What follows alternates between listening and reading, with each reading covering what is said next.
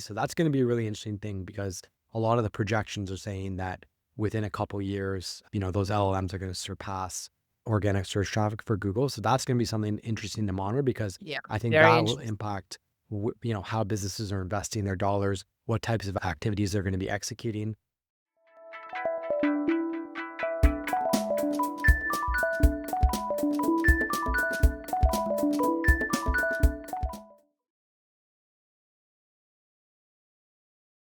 Hello, everybody, and welcome to Ask AI podcast. And today we have Brock Murray with us, who is co-founder and COO of SEO Plus, which is a Canadian marketing agency headquartered in Ottawa, with expertise ranging from digital strategy to SEO to website design to digital ads and more. So welcome, Brock. And I would like to get your thoughts on what's going on right now in the field of SEO. Absolutely. Thanks for having me. It's great to be here. It's a really exciting time in SEO right now. It is exciting time, right? Yeah, a lot of changes, which I think for a lot of business owners, it's both scary and exciting at the same time, just because a lot of the things that we've been doing over the past 10, 15 years, it's been pretty much the same, right? There's been minor changes, but this has really been groundbreaking. And I think owners are really just starting to see the changes, right? Where, some of the old tactics that used to work in SEO, maybe they're not working as well. And then also at the same time, as I've been speaking with business owners, I'm seeing that they're starting to say like, they're seeing customers come from ChatGPT and things like this. Oh, So interesting. Interesting. So let me ask you a question on that. Where do they see the changes? Is it in Google Analytics? Is it that they start inferring because I search using AI, everybody else must search using AI? How uh, how do they know that it's changing? I think it's all those things, really. I think there has been a consistent drop in organic search traffic over the past probably year to 2 years. Not in every industry, but a kind of across the board. And it's not significant. We're not talking about 50% drop off or anything like that, but like a little bit lower than typical. And also maybe like lower engagement, lower conversions, things like that as a result of the lower traffic. At the same time, like you mentioned, is like they're using these tools. So they're kind of using that experience and trying to put themselves in those customer shoes.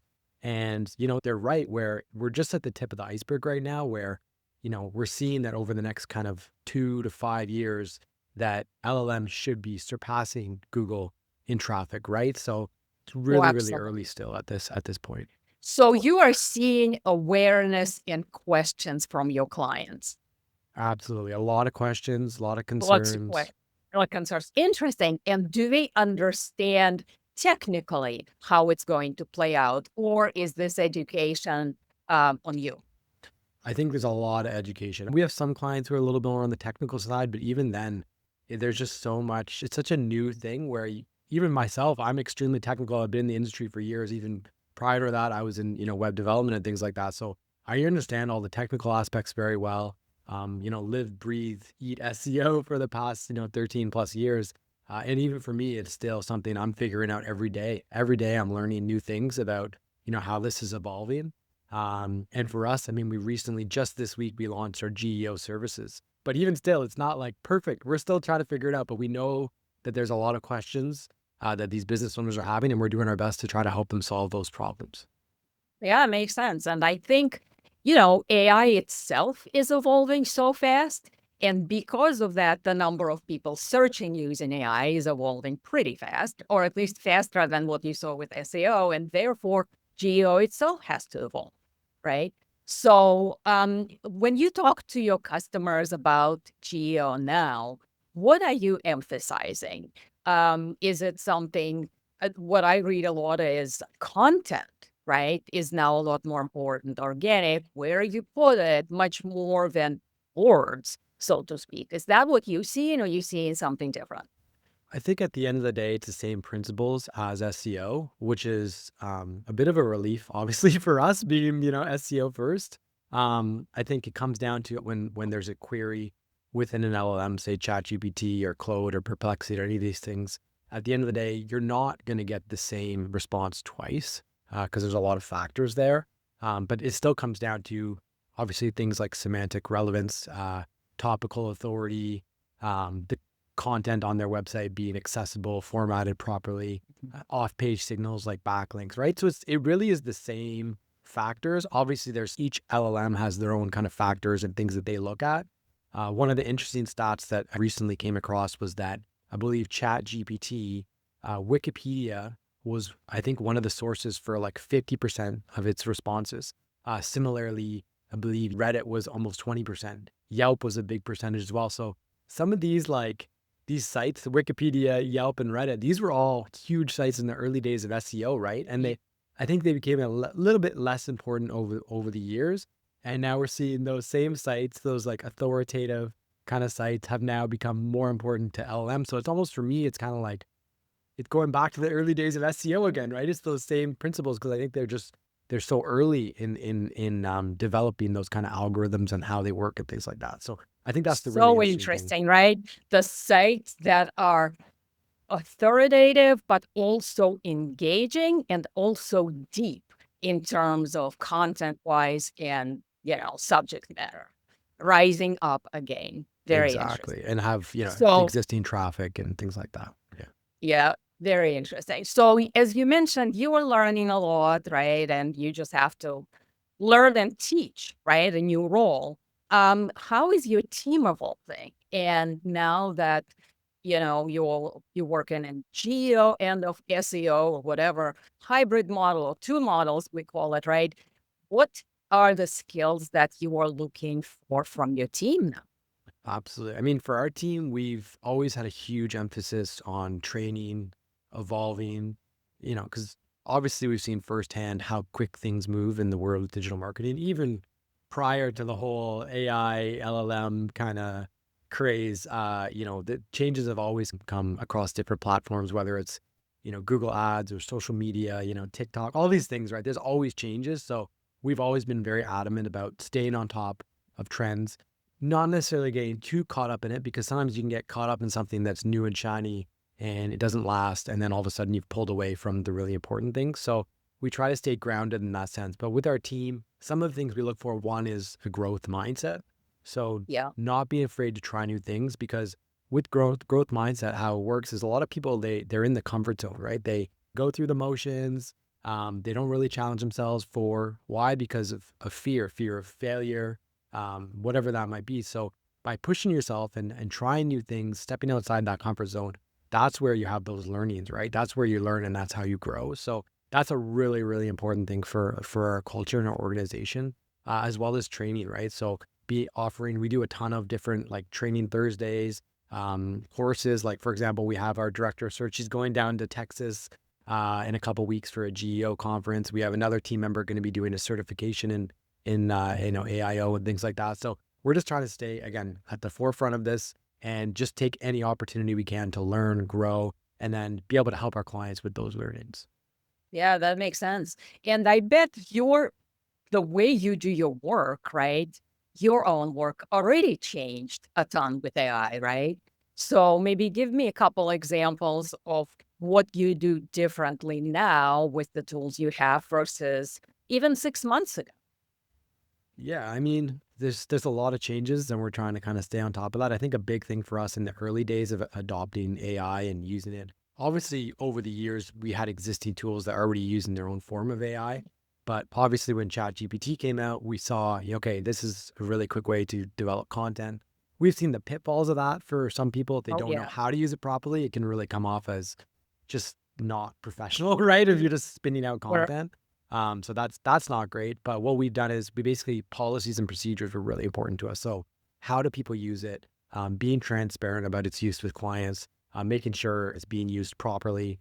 We actually built out our own custom anonymizer because there were some oh, what? concerns where we didn't want people, let's say they're working on a Google Ads campaign and they want to quickly put together a report. We didn't want them going grabbing confidential client information, putting it into just a random, Uh, LLM.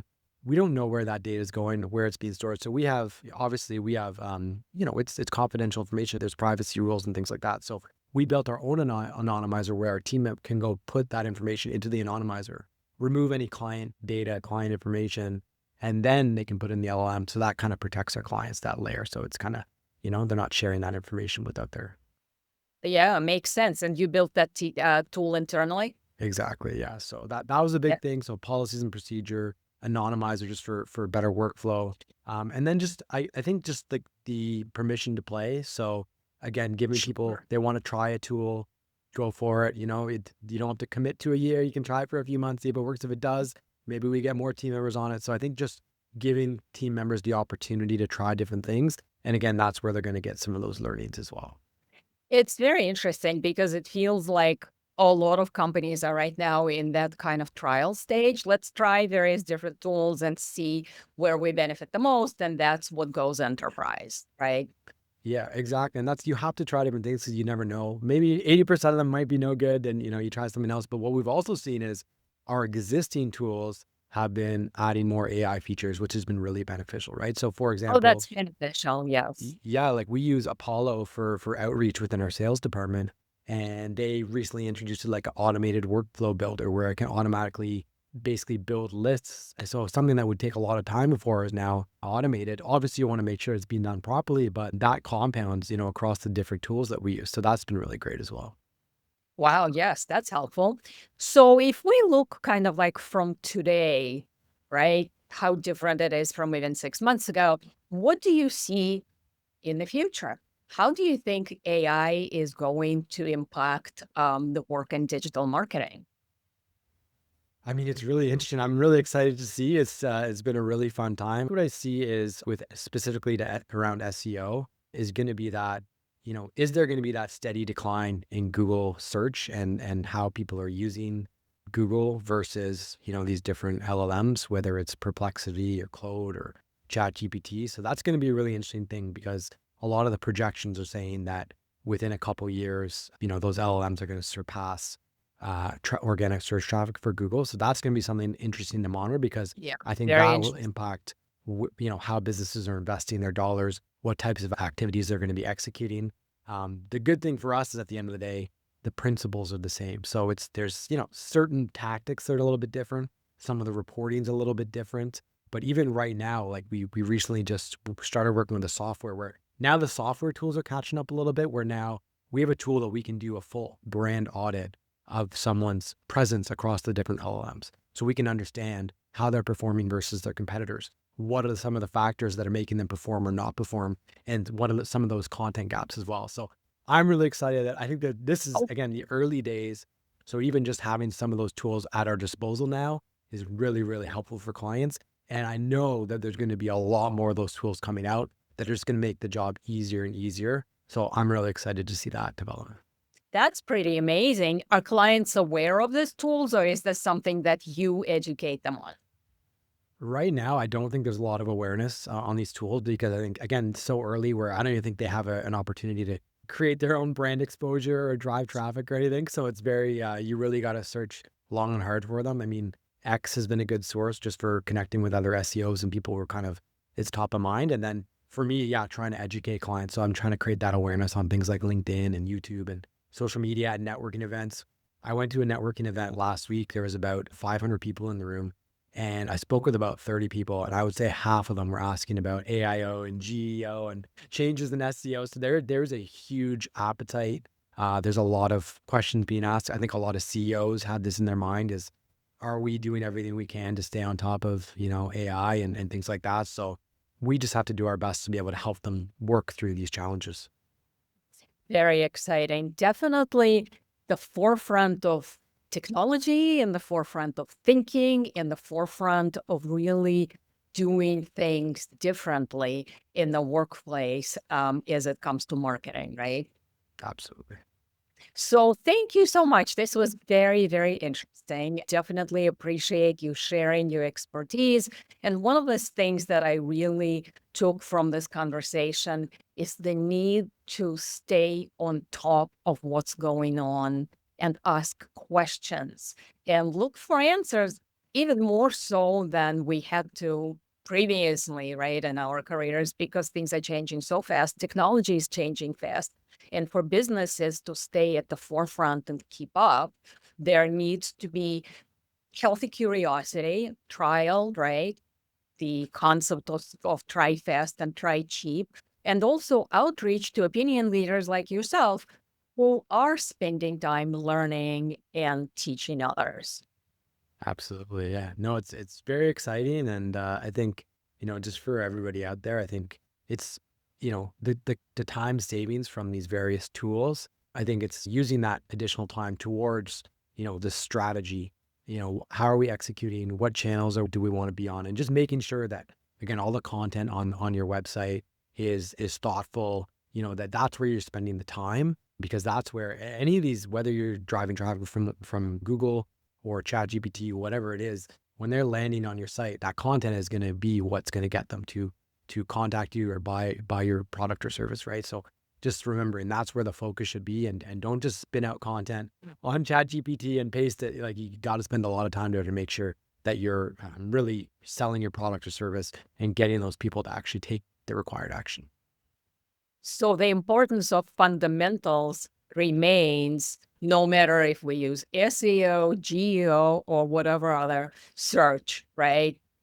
What is our core value proposition, and what is our persona, and what are we trying to solve, right? Absolutely. It always comes back to the basics. It always comes back to very important basics, right? Very important. Well, thank you so much, Brock. It was absolutely a pleasure chatting with you. Thanks for your expertise, and hopefully we will speak again at some point. Thanks for having me. Thanks for tuning in to Ask AI, your guide to spotting opportunities and navigating challenges in the era of artificial intelligence. Since 2017, our independent nonprofit has brought together experts and innovators to share balanced insights on AI and the transformation of work. Stay curious, stay informed, and keep asking AI. You can access more free resources and subscribe to our newsletter at askai.org. That's askai.org.